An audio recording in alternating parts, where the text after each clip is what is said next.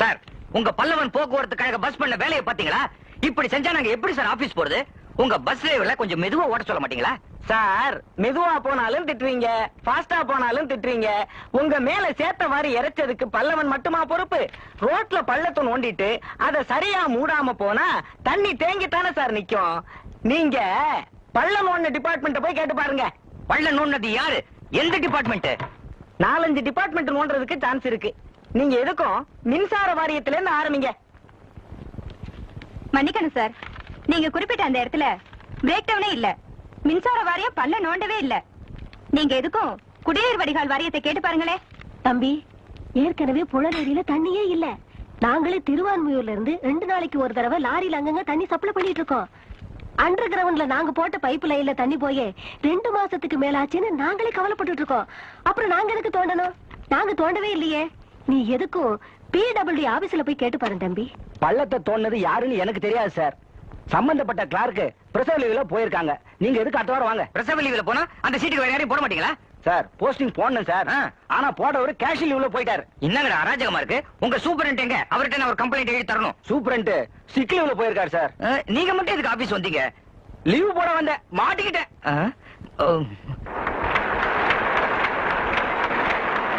Sir, sir, ஆபீஸுக்கு போற ஒரு சிட்டிசனோட நிலைமையை பாத்தீங்களா சார்?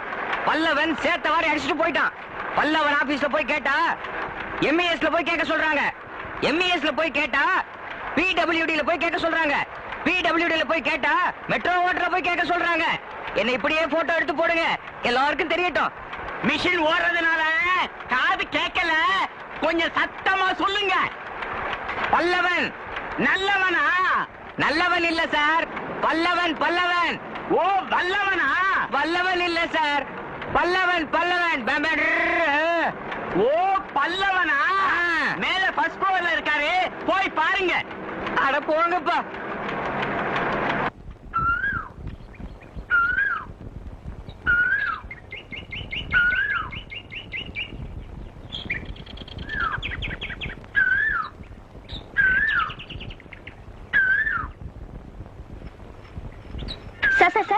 சார், நீங்க இந்த பார்க்ல தான் எழுதுவீங்கன்னு பேப்பர்ல படிச்சிருக்கேன் சார். உங்களுக்காக தான் 1 ஹவரா காத்துக்கிட்டு இருக்கேன். ஏன் உள்ள வந்திருக்கலாமே?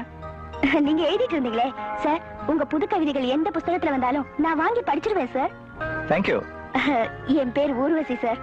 பிசினஸ் மேக்னெட் சுந்தரேச முதலியார்னு கேள்விப்பட்டிருக்கீங்களா? சுந்தரேச முதலியார் கேள்விப்பட்டிருக்கேன். அவருக்கு என்ன? நான் அவரோட ஒன்லி டாட்டர் சார். தினமும் காலையில உங்க புது கவிதை முகத்துல முழிக்காம நான் எந்த வேலையும் தொடங்கவே மாட்டேன் சார். Really? யா. எப்படி அது? தினமும் காலையில எழுந்த உடனே கண்ணாடியை பாப்பேன். கண்ணாடியில எழுதி வச்சிருக்கேனே, உதட்டின் சுற்றளவே உலகத்தின் பரப்பளவு. உங்க புது கவிதைதான். How nice of you. By the way, sir, எனக்கு ஒரு சின்ன ஆசை சார். சொல்லுங்க. நீங்க எனக்காக மட்டும் ஸ்பெஷலா ஒரு புது கவிதை சொல்லணும் சார். புது கவிதைய விடுகதை ரூபத்துல கேட்டா பரவாயில்லையா? ஓகே சார், கேளுங்க சார். ஊரார் பார்த்த கோலம், ஆனால் உடையவன் பார்க்காத கோலம். அது என்ன? கேள்வியே புரிஞ்சுக்கிட்டீங்களா? ஒரு பெண்ண இந்த உலகமே அந்த கோலத்துல பார்த்திருக்கோம். ஆனா சகல உரிமைகளும் இருக்கிற கணவன் மட்டும் அந்த கோலத்துல பார்த்திருக்க மாட்டான். அது என்ன கோலம்? சோ, ஊரார் பார்த்த கோலம், உடையவன் பார்க்காத கோலம். இதே பாட்டுல தினம் நான் எழுதுவேன். உங்களுக்கு எப்ப பதில் கிடைச்சாலும் என்ன வந்து நீங்க பார்க்கலாம். பட்டுமா? See you.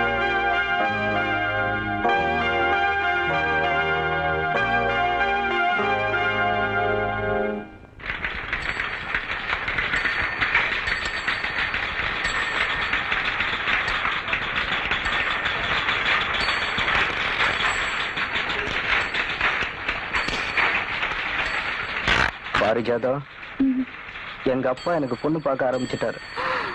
அப்போ நம்ம விஷயத்தை உங்க அப்பா கிட்ட சொல்லையா? ஐயோ, அதெல்லாம் என்னால முடியாது. எங்க அப்பா என் தோலை உரிச்சிடுவாரு. அப்ப நம்ம காதல்? நீ ஏதாச்சும் ஸ்டெப் எடுத்தாதான் நடக்கும், இல்லன்னா அம்பேல். எங்க அப்பா தான் எனக்கு பொண்ணு பார்க்க ஆரம்பிச்சிட்டாருன்னு சொன்னேன்ல. இத பார், உங்க வீட்டுல பெரியவங்க யாருகிட்டயாவது நம்ம காதலை பத்தி சொல்லி அவங்களா என் வீட்டுக்கு வர மாதிரி வந்து, இந்த மாதிரி உங்க வீட்டுல ஒரு பையன் இருக்கானாமே, எங்க வீட்டுல ஒரு பொண்ணு இருக்கு, அப்படின்னு சொல்ல சொல்லி ஜாதகத்தை கொடுத்து அந்த ரூட்ல வர சொல்ல. முதுகிலும் இல்லாம என்னையே காதலிச்சீங்க. காதல்ங்கிற உணர்ச்சியை தூண்டுறது எலும்பில்ல பாரிஜாதம், நரம்பு. நான் பிஎஸ்சி ஜுவாலஜி. பேத்தாலஜி.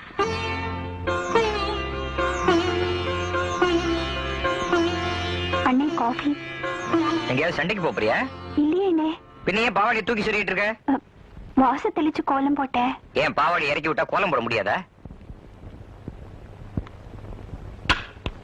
ஏதாவது வேலை செய்யணும்னா பொம்பளைங்க உடனே எல்லாத்தையும் வாரி வயசு தூக்கி சொல்லிருப்பீங்களா? கண்டவங்க உங்க காலை பார்க்கணும், அதானே? கன்னி பொண்ணுனா கணுக்கால் தெரியக்கூடாது.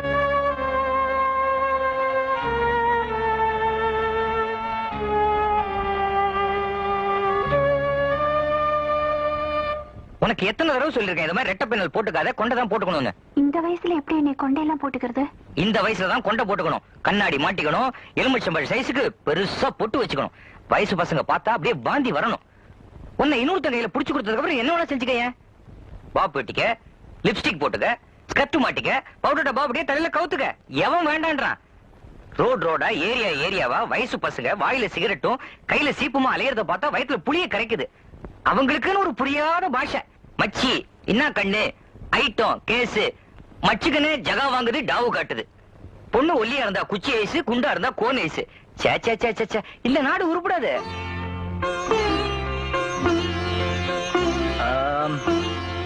சின்னலே காஃபி. அண்ணே உங்ககிட்ட ஒரு முக்கியமான விஷயம் பேசணும். ஒவ்வொரு வாரமும் பத்திரிகை வந்த உடனே அதுல இந்த பூவிலி ராசனோட புது கவிதை ஏதாவது வந்திருக்கான்னு பாக்குற ஒரு சின்ன கூட்டமே தமிழ்நாட்டுல இருக்கு. அவங்கள ஏமாத்தக்கூடாது. இந்த வாரத்துக்கு வேண்டிய புது கவிதையை நான் இன்னும் எழுதல, உடனே எழுதி ஆகணும். அதுக்காக தான் போயிட்டு இருக்கேன். இப்போ இந்த வீடே பத்திக்கிட்டு இருந்தா கூட என்னால ஒரு டம்ளர் தண்ணி கூட விட முடியாது. தள்ளு பாரிஜாதம். பாரி, எஸ் பிடிச்சிட்ட. பாரி பாரி பாரினிலே கதிரவன், பிடிச்சிட்ட. பாரினிலே கதிரவன் காரினிலே வரும்போது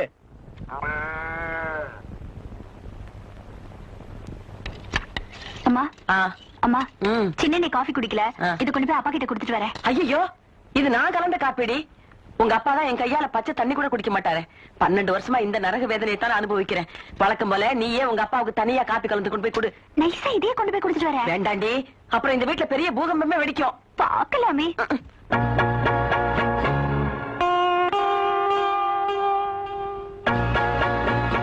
அப்பா காஃபி.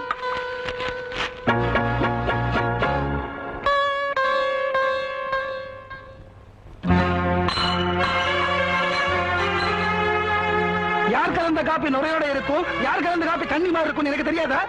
உன்னால முடியும்னா நீ எனக்கு காப்பி கலந்து கொடு, இல்லன்னா காப்பியே வேணாம். 12 வருஷத்துக்கு முன்னாடி அருந்து போன உடவு ஒட்ட வைக்க பாக்குறியா? தலைமொழிகிறா மொழிகிறதுதான். தாலி கட்டுற பாவத்துக்காக ஒரே வீட்டுல இருக்க.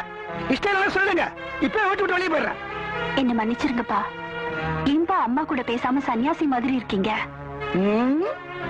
எனக்கு வெக்கம், மானம், ரோஷம், சூடு, சொரணை இதெல்லாம் இருக்கு. அம்மாவும் ஏதாவது கேட்டா இதேதான் சொல்றாங்க, நீங்களும் இதேதான் சொல்றீங்க. ஆனா ஒரு வித்தியாசம், நீங்க கோவமா சொல்றீங்க, அம்மா அழுதுகிட்டே சொல்றாங்க. உங்களுக்குள்ள என்னதான்ப்பா சண்டை? இப்ப நான் இந்த வீட்டுல இருக்கணுமா வேண்டாமா? சாரிப்பா, இனிமே இத பத்தி கேட்கல.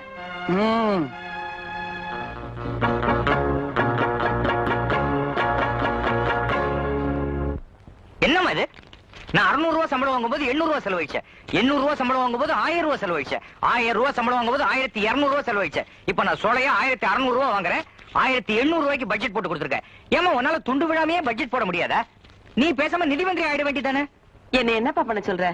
விலைவாசி எல்லாம் விஷம் போல ஏறிக்கிட்டு இருக்கு. விலைவாசி ஏன் ஏறுது? கவர்மெண்ட் ஆபீஸ்ல 20 ரூபாய் இன்கிரிமெண்ட் கொடுத்தா இங்க டீ கடையில ஏன் 10 பைசா விலை ஏத்துறான்? இதெல்லாம் யாரு கேக்குறது? நாம தான் கேட்கணும். அடிக்கடி எலெக்ஷனுக்கு ஓட்டு கேட்க வராங்கல்ல, இப்ப எவன் தான் எலெக்ஷன்ல நிக்கிறது இல்லாத போச்சு. கண்டவன் நிக்கிறான். அம்மா பானைக்கு ஓட்டு போடுங்க, பூனைக்கு ஓட்டு போடுங்கிறான். அப்ப யானைய மாதிரி மண்டை மட்டும் ஆட்டக்கூடாது, கிழிகிழின்னு கிழிக்கணும். அடுத்த தடவை கிழிக்கிறப்பா.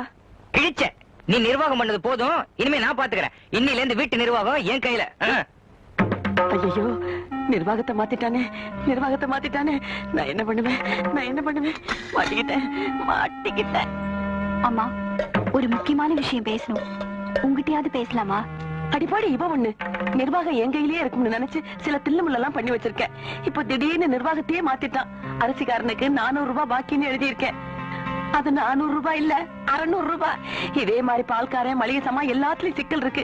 அவங்க கிட்ட இவன் நேர்ல பேசிட்டான்னா நல்லா மாட்டிக்குவேன். அதுக்கு என்னமா செய்ய போற? பழக்கம் போல யாருக்கும் தெரியாம இருக்கிற கொஞ்ச நஞ்ச சாமானையும் மார்வாடி கடைக்கு தானம் எழுதிட வேண்டியதுதான். என்ன பாக்குற? இப்படித்தான் 12 வருஷமா இழுத்து பிடிச்சு இந்த குடும்பம் நடந்துகிட்டு இருக்கு.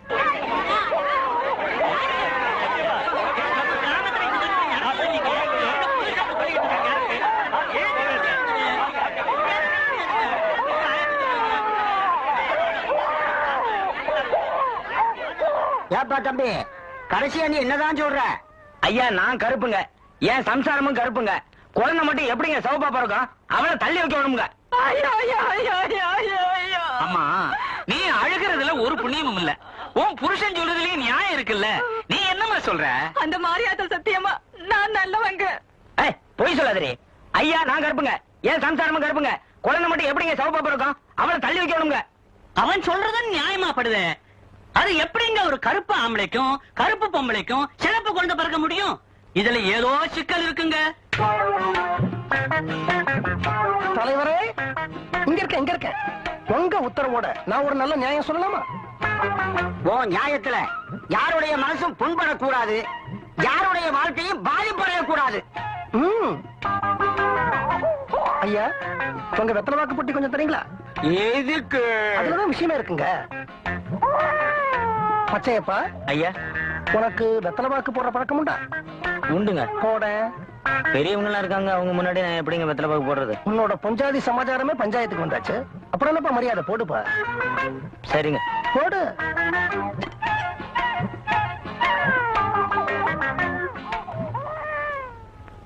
போட்டுக்கிட்டியா? இப்போ நீ போட்டுக்கிட்ட வெத்தலையோட நிறம் பச்சை, பாக்கோட நிறம் கருப்பு, சுண்ணாம்போட நிறம் வெள்ளை. இத மூணையும் சேர்த்து போட்டு நீ மெல்ற. இப்போ உன் நாக்குல பச்சை வந்தாலும் சரி, கருப்பு வந்தாலும் சரி, வெள்ளை வந்தாலும் சரி, நான் ஒத்துக்குவேன். இத தவிர வேற ஏதாவது நிறம் வந்தது, உன் நாக்க இழுத்து வச்சு அறுத்துருவேன்.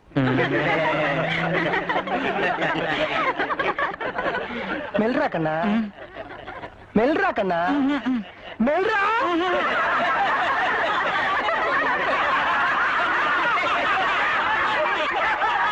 வெத்தலை